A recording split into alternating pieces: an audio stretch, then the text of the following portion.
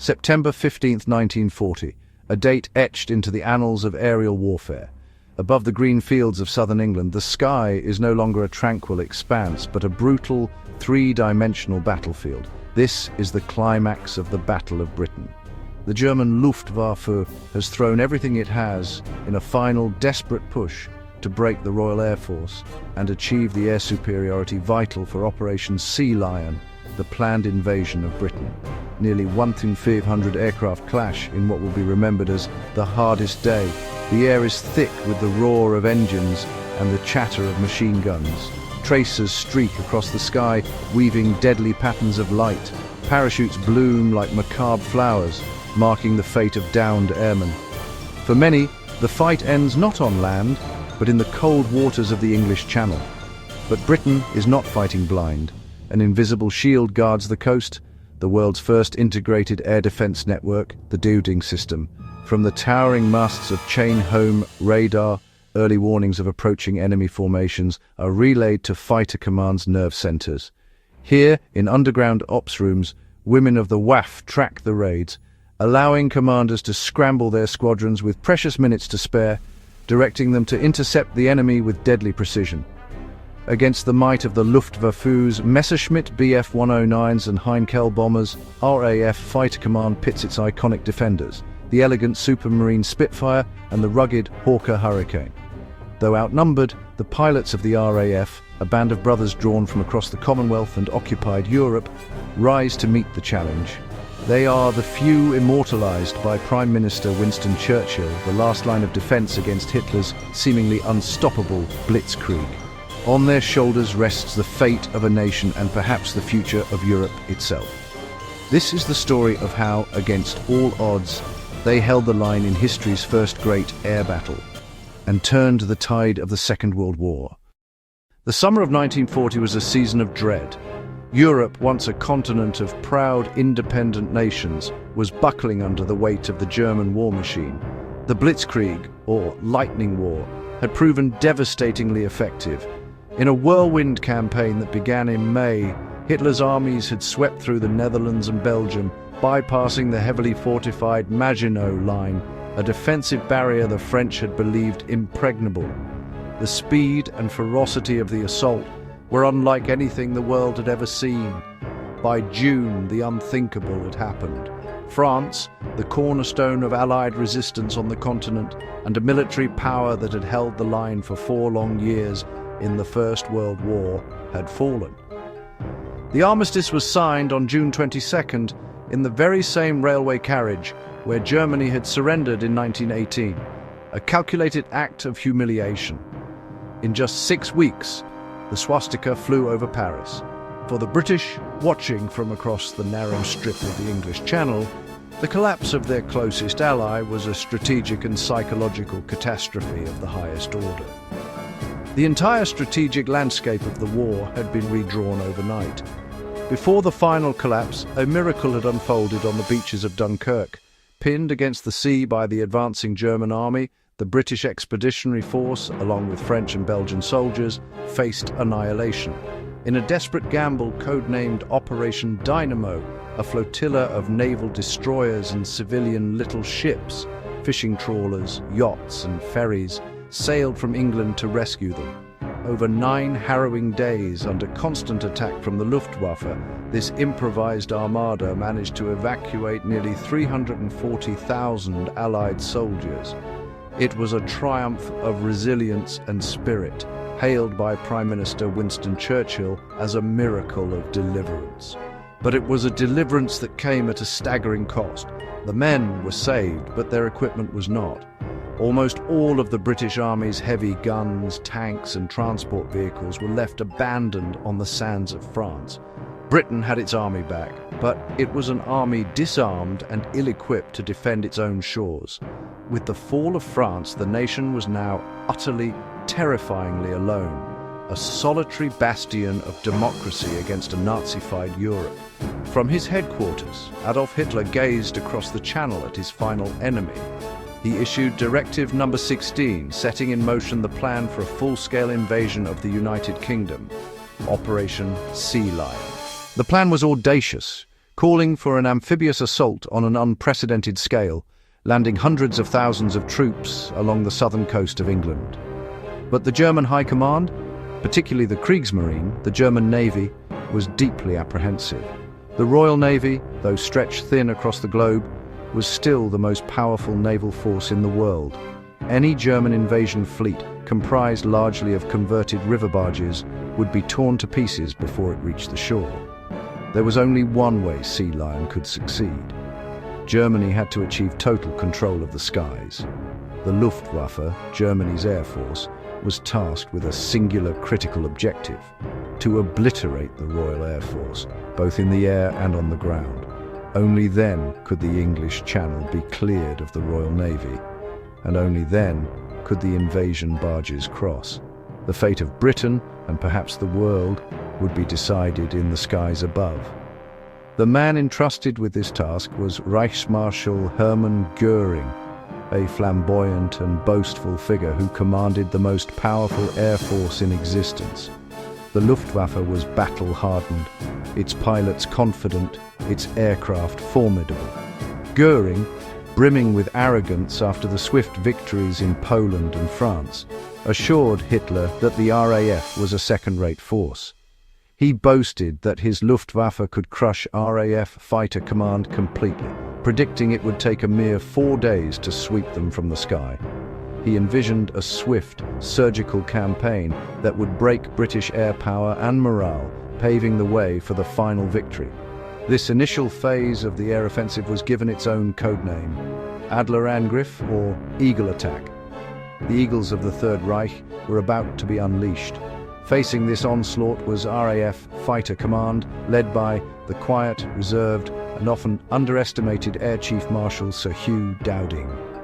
Dowding was the architect of Britain's air defence, a complex and revolutionary system he had painstakingly built over the preceding years. While Göring had more aircraft overall, Dowding's command was not without its strengths.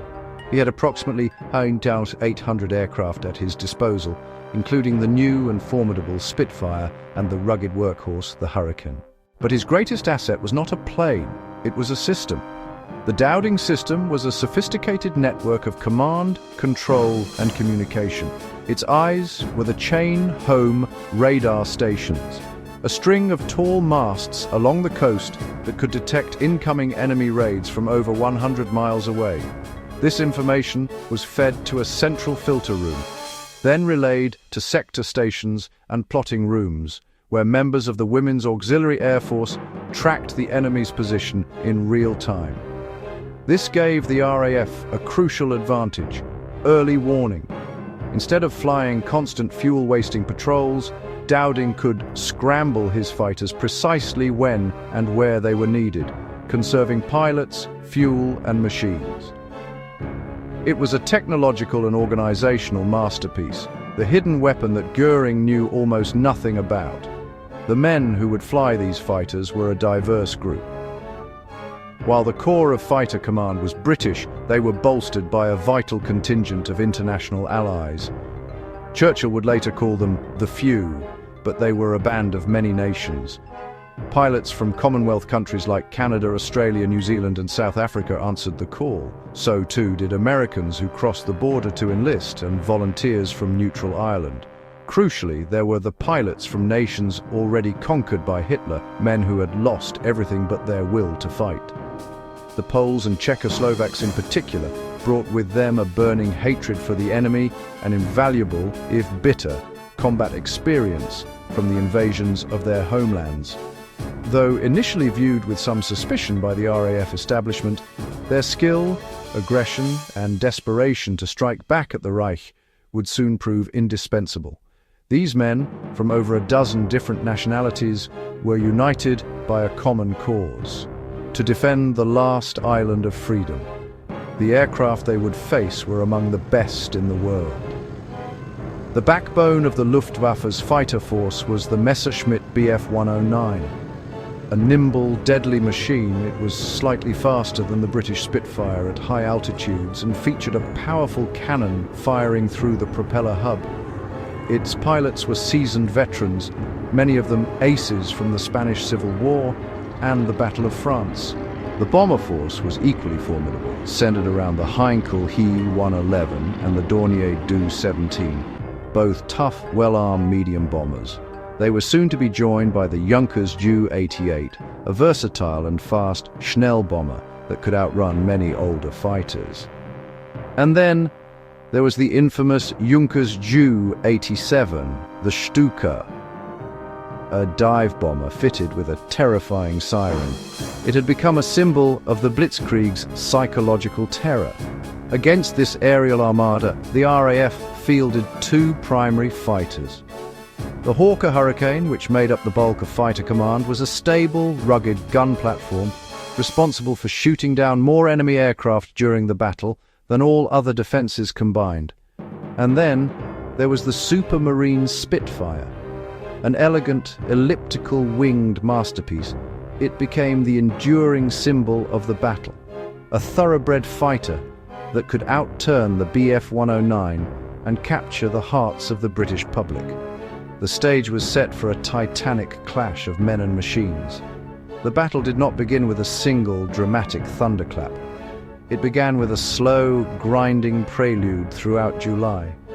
This first phase, known to the Germans as the Kanalkampf, or Channel Fight, was designed to test British defences and lure the RAF into costly battles. The Luftwaffe focused its attacks on the vital shipping convoys navigating the English Channel, the arteries carrying food and supplies to Britain. Day after day, Stukas and bombers, escorted by Bf-109s, would sweep in to attack the slow-moving merchant ships. The RAF was forced to respond, scrambling squadrons to intercept the raiders. These early skirmishes were brutal and attritional. Both sides took losses, probing each other's strengths and weaknesses. For the RAF, it was a costly learning experience. Before the main assault on Britain's airfields even began, Fighter Command had already lost nearly 300 aircraft and, more critically, over 150 trained pilots. It was a war of attrition that Dowding knew he could not afford to fight on the enemy's terms. He had to preserve his force for the main event he knew was coming. The Kanalkampf was merely the opening act. The real battle for Britain was about to begin. In the summer of 1940, the fate of the free world hung precariously in the balance. With most of Western Europe under Nazi dominion, Great Britain stood alone, a final bastion against tyranny. Before any invasion could be launched across the English Channel, Germany's Luftwaffe had a singular critical objective: to achieve absolute air superiority. This monumental effort was codenamed Operation Eagle Attack, or Adler Angriff. Reichsmarschall Hermann Göring, commander of the Luftwaffe, was supremely confident. He promised the Führer that his air force would obliterate the Royal Air Force in a matter of weeks, perhaps even days. The plan was methodical and brutal. First, neutralize British coastal radar stations, then systematically annihilate RAF airfields, aircraft factories, and the command and control network that held it all together. The stage was set for a conflict that would be fought not in the trenches, but thousands of feet in the air. This is the story of that desperate struggle, from Eagle Attack to the Blitz, the day Britain fought back. We will expose the critical turning point in what would become known as the Battle of Britain. To understand this battle, you must first understand why airfields mattered so profoundly. They were more than just runways. They were the heart, lungs, and nerve centers of Britain's air defense.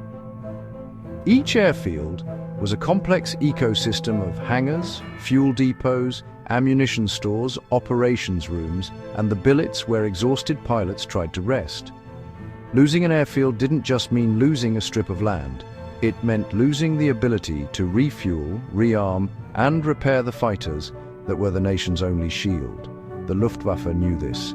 Their strategy was to cripple these vital organs, one by one, until the RAF bled out on the ground. Am I the only one that didn't know just how astonishingly fast these vital runways were fixed? When bombs fell, they didn't just halt operations. They presented a challenge that was met with incredible speed and ingenuity. Teams of ground crew and civilian workers, often while raids were still nearby, would swarm onto the cratered fields. Working through the night under harsh floodlights, they became masters of rapid repair. Using pre-mixed materials and sheer brute force, they would fill a bomb crater, level it, and have it ready for aircraft in a matter of hours. It was a relentless, unglamorous, and incredibly dangerous job. These unsung heroes ensured that a runway cratered at dusk could be launching fighters again by dawn. Adler-Angriff began in earnest on August 13, 1940. Göring targeted the airfields with everything he had. Just 2 days later, on August 15th, the Luftwaffe mounted its largest, most complex series of attacks to date. This day would enter history as Black Thursday for the German Air Force. Believing the RAF to be weakened in the north, Luftflotte 5 launched a massive, unescorted bomber raid from bases in Norway and Denmark. Aimed at targets in northeast England, they expected little resistance. They were wrong. RAF fighters, guided by radar, were waiting. The German formations were savaged. Simultaneously, enormous raids were launched across the Channel, against the airfields of the southeast. The sky was filled with combat.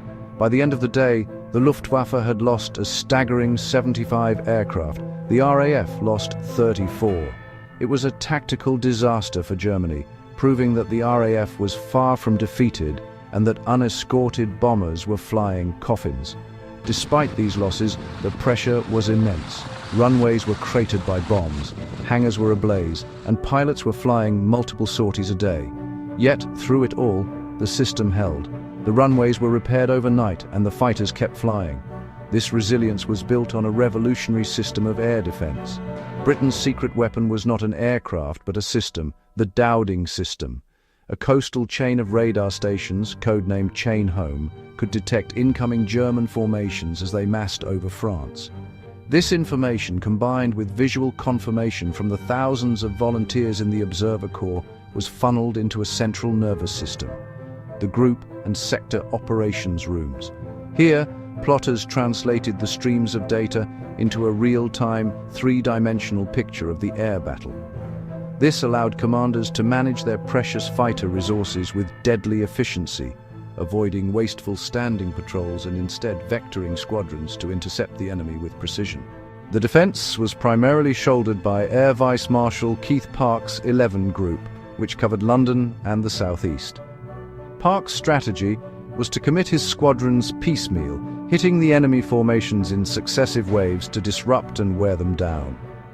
To the north, Air Vice Marshal Trafford Leigh-Mallory's 12 Group was tasked with defending the Midlands and protecting 11 Group's airfields. Leigh-Mallory, however, was a proponent of a different, more controversial tactic.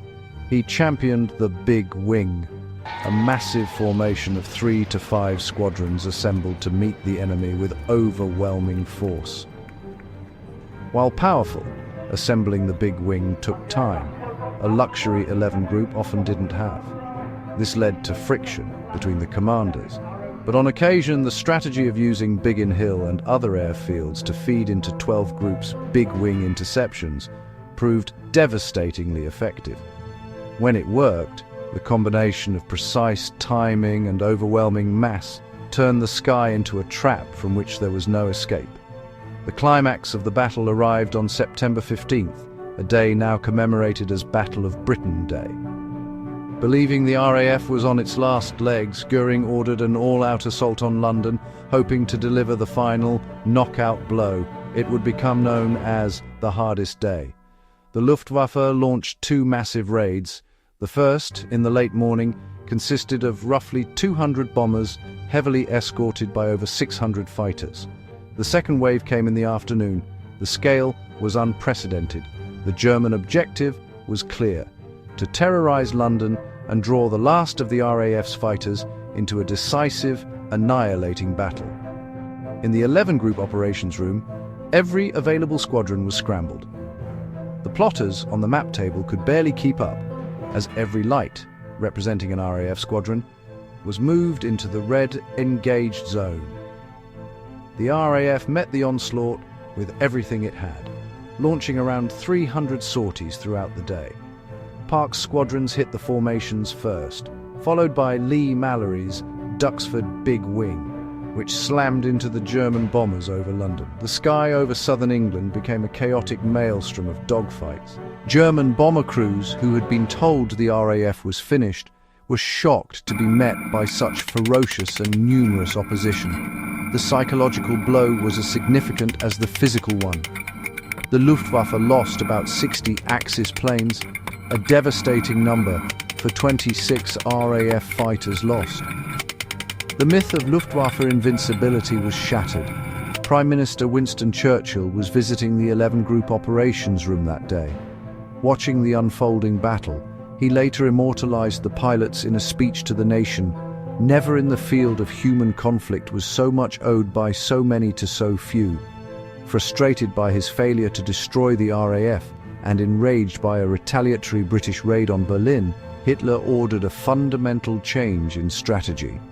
Goering shifts the focus of the Luftwaffe from military airfields to bombing civilian cities, especially London.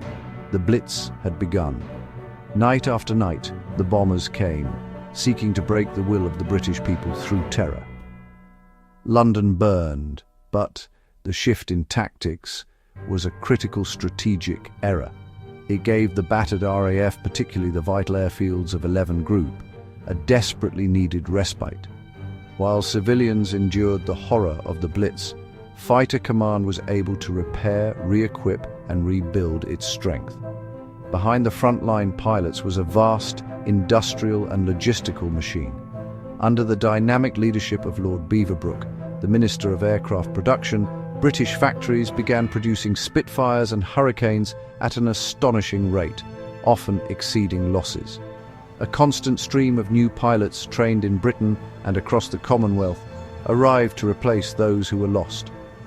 This incredible effort in production and training meant that, paradoxically, the RAF ended the Battle of Britain with more pilots and planes than it had at the start. The Luftwaffe, unable to sustain its heavy losses, saw its strength wane. By October 31st, with the weather turning and no victory in sight, the large-scale daylight raids fizzled out. The tide had turned. Operation Sea Lion, the planned invasion of Britain, was postponed indefinitely. The battle for the skies had been won. The summer of 1940. A shadow has fallen over Europe. France has capitulated, and the British Expeditionary Force has been driven from the continent at Dunkirk. From the northern tip of Norway to the Spanish border, the coastline of Western Europe is under the iron grip of the Third Reich. Britain now stands alone, a solitary bastion of defiance against a seemingly unstoppable tide. Across the narrow strip of water known as the English Channel, Adolf Hitler contemplates his final victory in the West. His plan, codenamed Operation Sea Lion, is as audacious as it is simple: a full-scale amphibious invasion to conquer the British Isles. The German war machine, having crushed every army that stood before it, now gathers its strength. Barges are assembled in the captured ports of France and Belgium, troops are drilled for amphibious landings, and the Luftwaffe, Germany's formidable air force, is tasked with the critical first step. Before a single German soldier can set foot on British soil, the Royal Air Force must be swept from the skies. Positioned in France and the Low Countries, with their operational radii covering southeast England, a bold kinetic title appears: Chapter 2, The Invisible Shield. Britain's defence rested not just on aircraft and pilots, but on a revolutionary integrated system, a weapon the Germans tragically underestimated. This was the Dowding system, the brainchild of the quiet, unassuming leader of Fighter Command, Air Chief Marshal Hugh Dowding. Its eyes were the chain-home radar stations, a string of colossal steel towers along the southern and eastern coasts. These sentinels could detect incoming enemy formations from over 100 miles away, providing a precious early warning that stripped the Luftwaffe of its most potent weapon: surprise. The radar data was fed to a central filter room, where it was cross-referenced with reports from the thousands of volunteers in the Observer Corps who tracked the raiders by sight and sound. This filtered information was then relayed to the nerve centers of the defense, the sector stations. Here, in underground plotting rooms, women of the WAF translated the streams of data into a real-time picture of the air battle, pushing counters across vast map tables. The commanders, looking down from their balconies, could see the entire battle unfold. They knew the enemy's height, speed, and direction, allowing them to husband their precious fighter squadrons, committing them only when and where they were most needed. It was a system of command and control unlike anything the world had ever seen, turning the sky itself into a managed battle space. The battle would be decided by the machines and the men who flew them. The Luftwaffe's premier fighter was the Messerschmitt Bf 109E. A superb aircraft, it was fast, heavily armed with cannons, and possessed a distinct advantage in a dive. Its pilots were battle-hardened veterans of the campaigns in Poland, France, and the Spanish Civil War. Against them, the RAF fielded two primary fighters. The Hawker Hurricane, a rugged and stable gun platform, was the workhorse of fighter command, responsible for downing more enemy aircraft than any other. But the icon of the battle was the Supermarine Spitfire. With its sleek, elliptical wings, it was a masterpiece of aerodynamic design, possessing a turning ability that could outmatch the Bf 109 in a classic dogfight. Yet the German fighter's greatest weakness was not its design, but its geography. The Bf 109 was a short-range interceptor designed to fight over its own territory.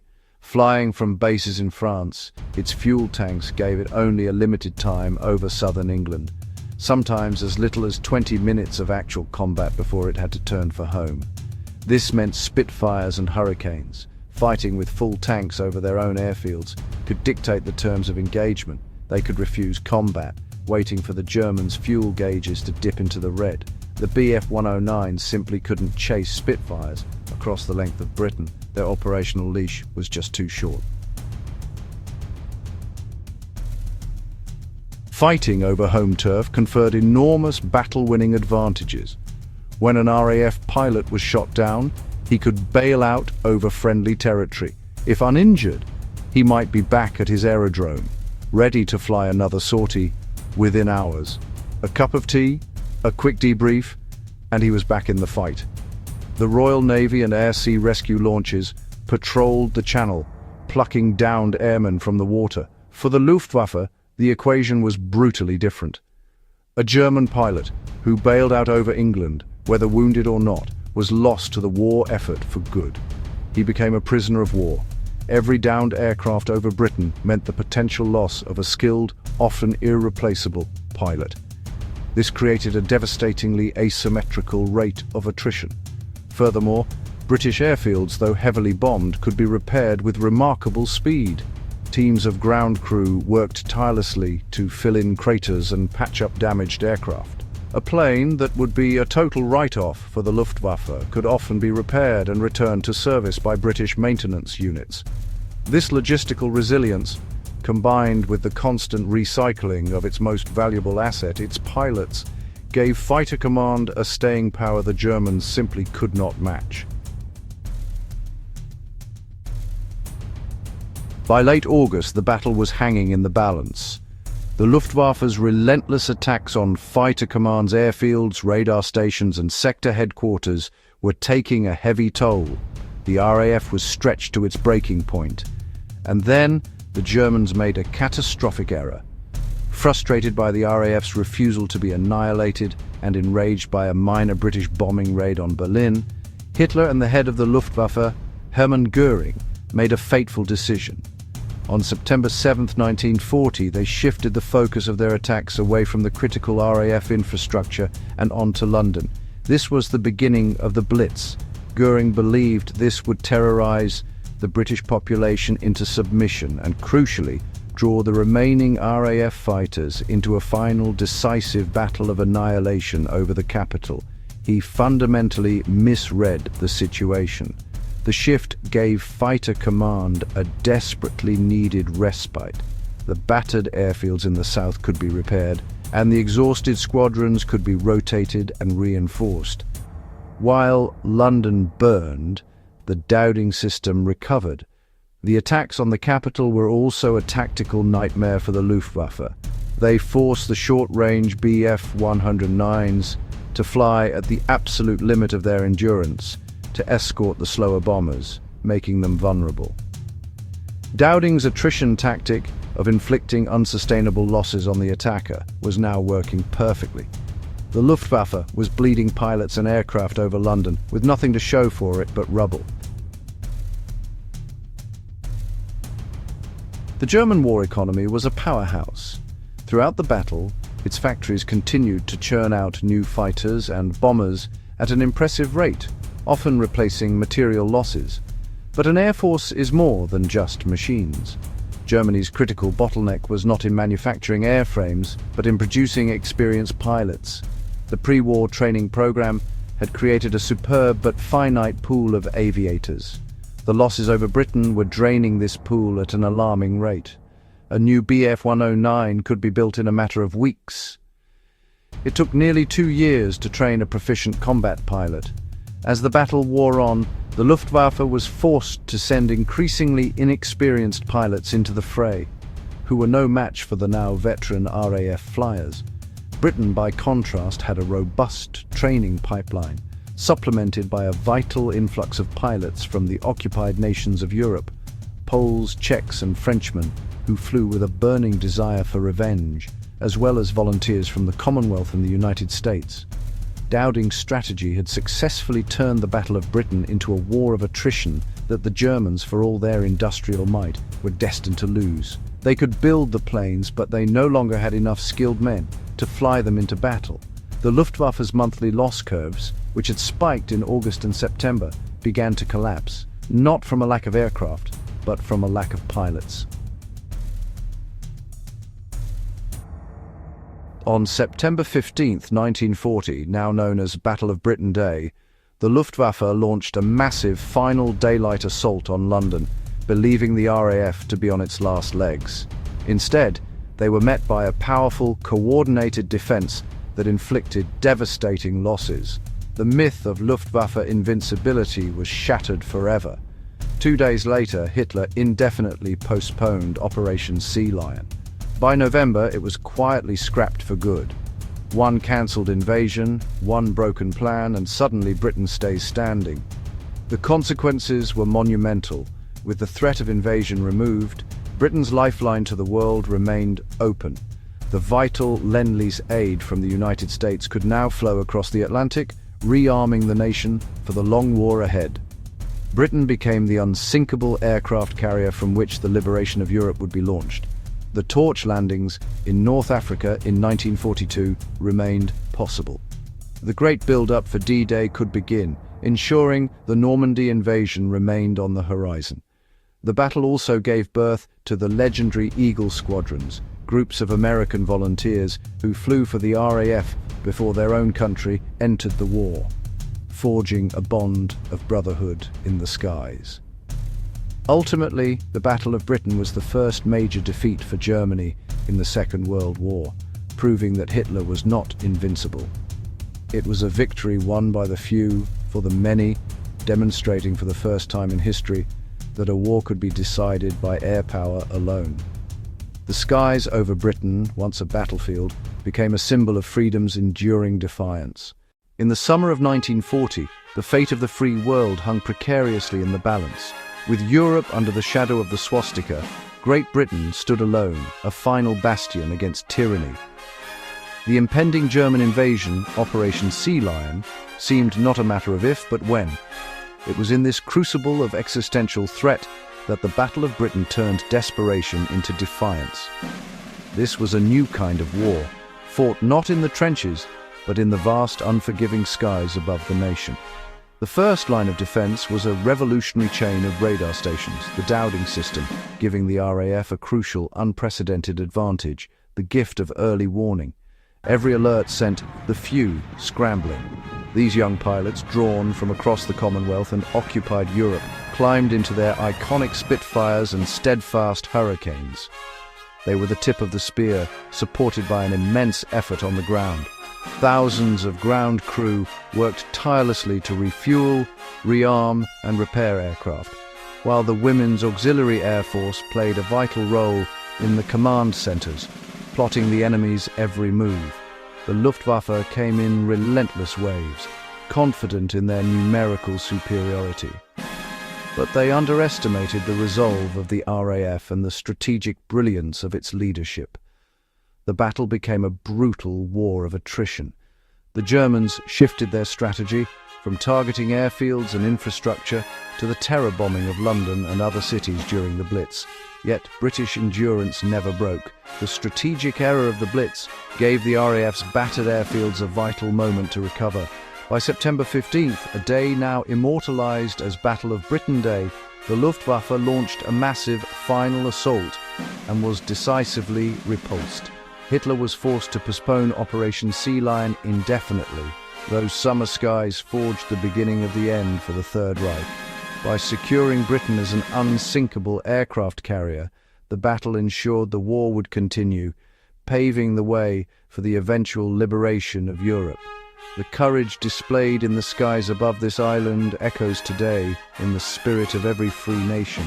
Thank you for joining us on this look back at a pivotal moment in history.